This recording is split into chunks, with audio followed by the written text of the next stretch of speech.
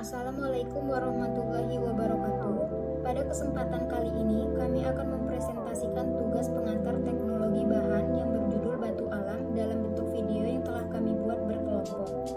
Nama-nama anggota kelompok ada Fakrul Sidik Al-Ansor, Harti Radia Rahma, Khalifah Raharja Darmawisesa, Wima Ahmad Kausar, Reza Fairuz, Royan, dan yang terakhir ada Syifa Maudi Sesa.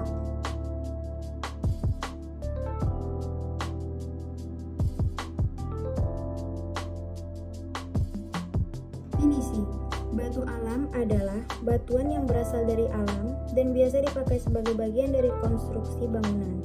Batu ini bisa dipakai sebagai fondasi rumah, bagian dari interior, atau bagian dari eksterior. Asal muasal batu alam yaitu berasal dari alam dan biasa dipakai sebagai bagian dari konstruksi bangunan.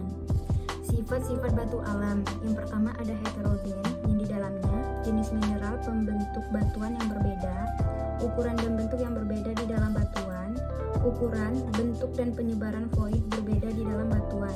Yang kedua ada diskontinu, masa batuan di alam tidak kontinu karena adanya bidang-bidang lemah. Yang ketiga ada anisotrop, karena sifat batuan heterogeni, diskontinu, anisotrop, maka tidak dapat menghitung secara matematis. Ada 3 tingkat ketegangan batu alam, dari batu lunak dengan ketegangan 4 kg per cm persegi sampai 8 kg per cm persegi. Batu sedang dengan ketegangan 8 kg per cm persegi sampai 18 kg per cm persegi. Batu keras dengan ketegangan 16 kg per cm persegi sampai 50 gram per cm persegi. Kelebihan batu alam: terkesan natural, elegan, dan mewah. Tidak cepat rusak jika dipasang pada lantai. Rumah dapat menjadi lebih berwarna. Harga jual rumah akan jauh lebih mahal, ukurannya fleksibel, dapat disesuaikan dengan kebutuhan. Kekurangan batu alam: warnanya tidak bisa seragam, namun justru disitulah keunikannya. Materialnya cenderung berat sehingga saat distribusi, pemasangan cukup repot. Harganya lebih mahal dibandingkan dengan keramik. Batuan beku. Batuan beku dibagi menjadi 2. Yang pertama, batu beku dalam. Batuan beku dalam adalah batuan beku yang pendinginannya berada di dalam bumi. Batuan beku dalam disebut juga batuan intrusi atau platonik.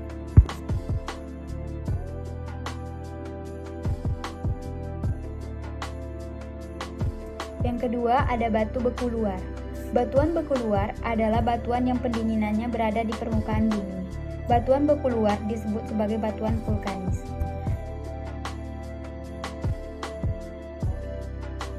Contoh batuan beku dalam: batuan diorit, batuan gabbro, batuan pegmatit, batuan peridotit.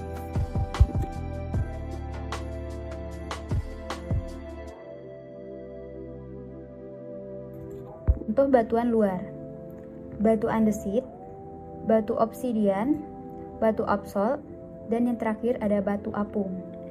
Batu andesit adalah salah satu jenis batuan beku vulkanik yang sering ditemukan di area pegunungan berapi.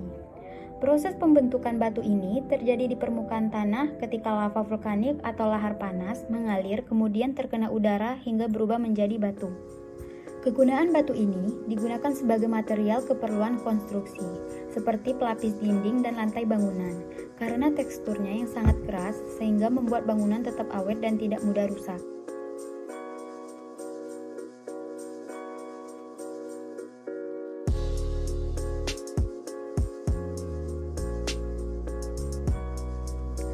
Kelebihan batu andesit: teksturnya yang keras, memiliki pori-pori yang kecil, motifnya yang unik, dapat memberikan suasana sejuk, pemasangannya mudah, dan membuat kesan mewah dan elegan.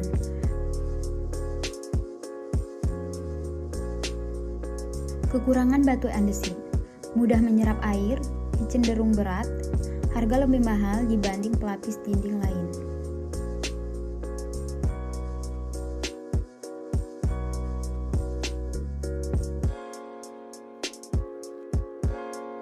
Batuan granit. Batu granit merupakan jenis batuan beku yang memiliki sifat asam. Batu granit terbentuk dari proses pembekuan magma yang berlangsung secara bertahap dan perlahan di dalam bumi. Kegunaan batuan granit: kekuatan batu granit sangat baik untuk dijadikan bahan bangunan. Kilaunya yang menawan merupakan ciri utama dari batu ini. Lantai rumah. Lantai rumah hanya bisa menggunakan batu alam yang memiliki tekstur halus. Jenis batu yang biasa digunakan untuk lantai rumah adalah batu alam andesit basalto, marmer, granit, sabak, dan travertin. Batuan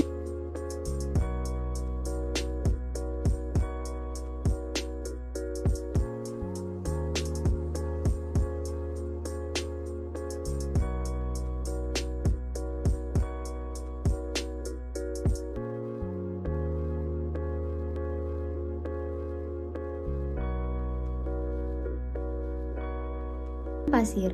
Batuan pasir adalah salah satu contoh batuan sedimen akuatis yang terdiri dari butiran pasir. Pengertian butiran pasir sendiri yaitu ukuran kristal-kristal batuannya antara 0,1 hingga 2 mm.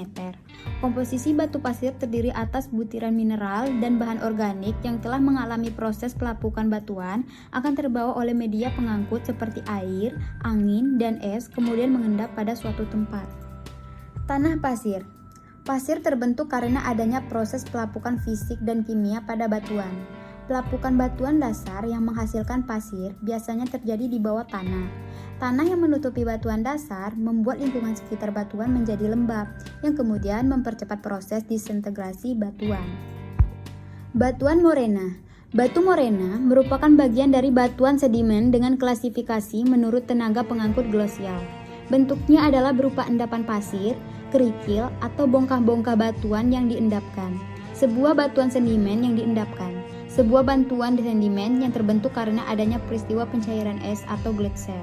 Bentuknya adalah berupa endapan pasir, kerikil, atau bongkah-bongkah batuan yang diendapkan.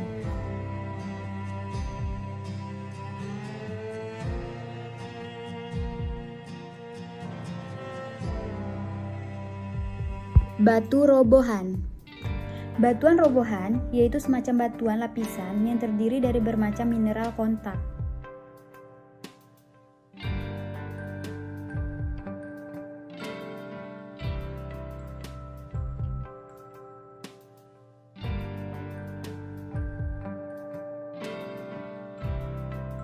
Pasir, kerikil. Batu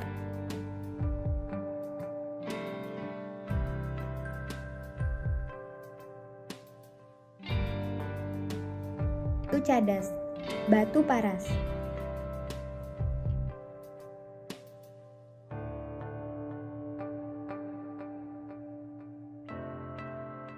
Batu kali adalah bongkahan batu yang umumnya ukurannya tidak beraturan yang didapatkan dari sungai ataupun gunung.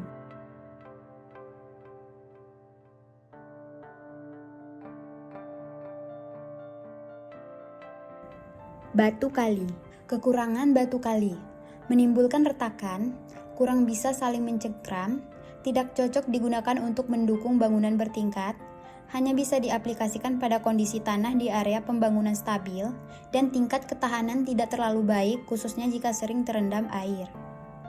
Kelebihan batu kali. Risiko kebocoran lebih kecil, menguatkan dan mempertahankan masa bangunan, kebutuhan anggaran biaya pembuatan yang rendah, waktu pengerjaan relatif cepat, mempunyai konstruksi lebih sederhana, menahan goncangan lebih baik, dan bisa disesuaikan dengan lebar yang diinginkan. Batu cadas. Batu cadas merupakan batuan alam. Menurut proses terjadinya, cadas digolongkan ke dalam batu robohan atau lempung, yaitu semacam batu lapisan yang terdiri dari bermacam mineral kontak, diantaranya adalah kuarsa, mikaresper, kapur, dan lempung.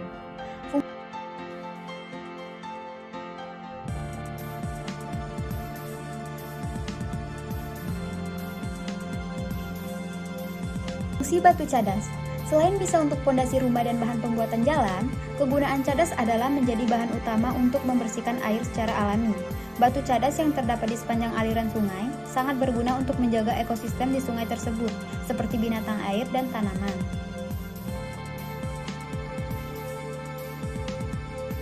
Batuan metafor.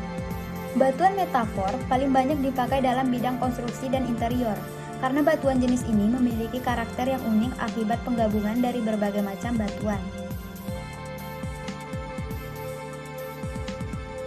Batuan metafor yang sering digunakan sebagai batu alam adalah: pertama, marmer, template, koral sungai, dan koral laut.